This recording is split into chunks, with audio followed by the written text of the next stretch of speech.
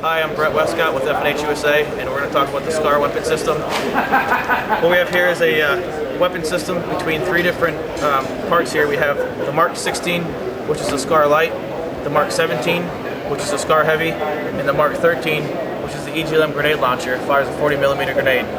Between the two systems, the Light and the Heavy, the 5.56 and the 7.62, you have about 82% parts commonality. And what we're going to do now is break it down to the 5 major components. So here, the first thing you want to do is make sure the weapon's clear. The first major part of the group is the magazine. And then from there, you remove the trigger module. This is the second part of the group. From there, you remove the buttstock module. And then lastly, you have your moving parts assembly, which consists of the return spring, charging handle, and your bolt carrier assembly. So these are the 5 major component groups of the SCAR Light. Again, you have your magazine, trigger module, moving parts group, and then the upper receiver. Now from here, one of the major advantages to the SCAR weapon system is you can switch your barrel length. So you can go from a CQC barrel, which on the SCAR Light is 10 inch, and you have your standard barrel, which is 14 inches, and then you have your long barrel, which is 18 inches. On the 7.62, you go from a 13 inch barrel to a 16 inch barrel to a 20 inch barrel. So depending on your mission type, mission profile, an operator can change out the barrel at his own level and dictate what kind of barrel he puts on for what kind of mission he's ready to do. It's very easy to change out the barrel. You remove the rail protectors, rail panels on either side.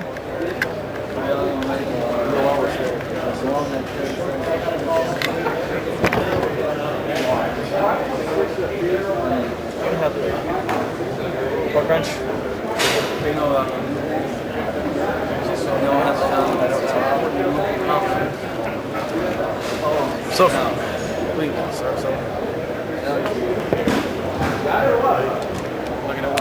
So from here, you can break down the upper receiver complete to change a barrel.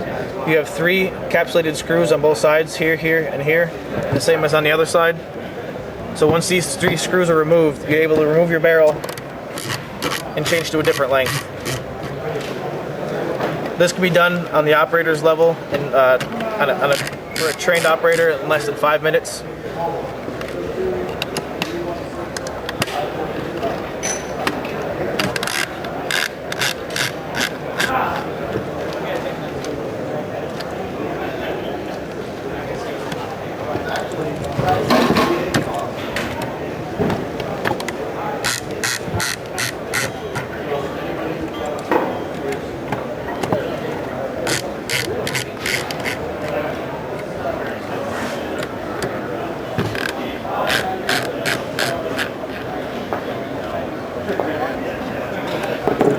Once those 6 screws are loosened, slide the barrel forward and up and out of the receiver. And at this point, you're ready to change barrels or put a new barrel on or whatever you really need to do. Required maintenance. The way this system works, it's a short stroke gas piston system. The piston is contained in the gas block here and actually comes back less than a 1/4 inch. And how the weapon recoils is it smacks the front of the bolt carrier assembly here and it recoils the weapon, forces back in the return spring, and then forces the bolt carrier back forward to start the cycle of operation again by putting another round in the chamber. The advantage to the way the system works is that 90% of your gas and carbon gets dissipated in the front side of the weapon, all in this area here, and it doesn't foul up your chamber. So you're able to run your weapon longer with less maintenance involved with the system. In order to put it back together, reverse the process, drop your barrel in.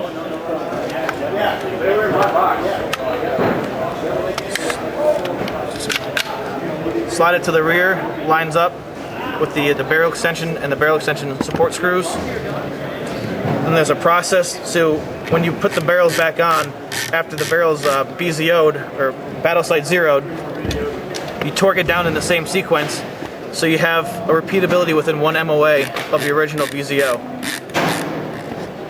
So you hand tighten in the same pattern, and then you go back and torque down the same screws you just hand tightened. The torque wrench here is preset to 62 foot-pounds. So there's no way the operator or anybody can over-torque the barrel and break any of the parts and pieces.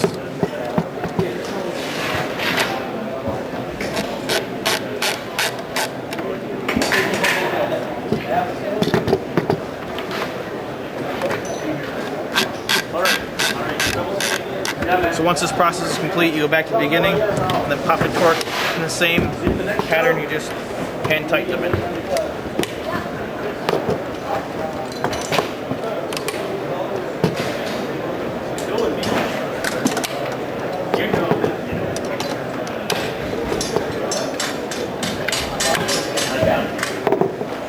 From this point, you want to put back in your bolt carrier assembly. And depending whether you're a left-handed or right-handed shooter, you can put your charging handle on the left side or the right side of the weapon.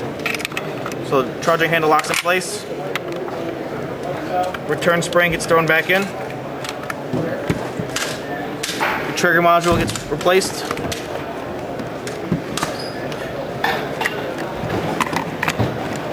Trigger module goes on. And you have your magazine left for your last major part screw. Other advantages to this system, it's pretty much 100% ambidextrous, aside from the ejection and the way the buttstock folds. You have your selector lever here and here. You have a short arm and a long arm, so depending whether you're a right-handed or left-handed strong shooter, you can keep it here and be able to transition from safe semi to automatic without having to come off of your strong hold without going back to the trigger. So depending, like I said, whether you're left-handed or right-handed, you can set this up. So the short's on the left-handed side, you can do a short, long. It's tailored to the operator's needs and how he wants to set the rifle. Magazine release is ambidextrous here and here. On the buttstock module, you have 6 points of adjustment. You have a 1/2 inch cheek weld adjustment. And it also side folds and locks under the buttstock. And the buttstock lock here, or brass deflector. This weapon can also be fired like this. It's not recommended, but it's easy to do coming out of a vehicle or faster from a helicopter. All the SCAR systems, light and heavy, are set to 600 rounds per minute.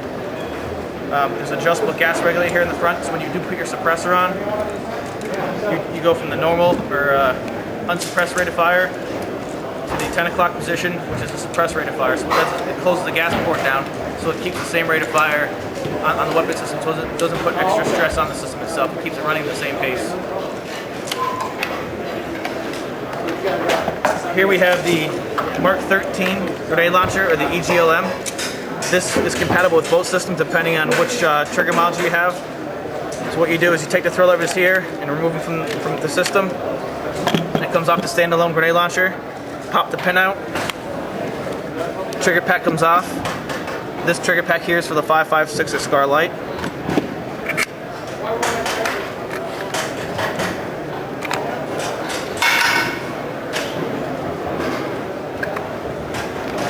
And once this is done, the trigger pack's installed. It goes on the 6 o'clock rail. So you have the compatibility or capability of a 40mm grenade launcher on the SCAR system.